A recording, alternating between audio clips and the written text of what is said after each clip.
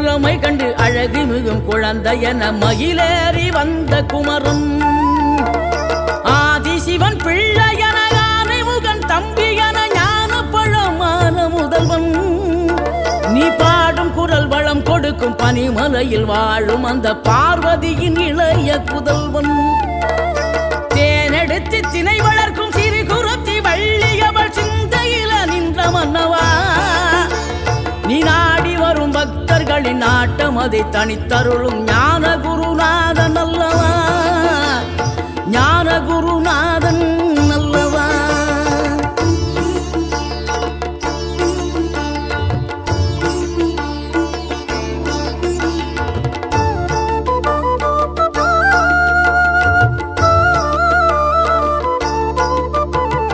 நினைக்கின்ற பொழுதெல்லாம் நிகரில்லா பக்தி ரசம்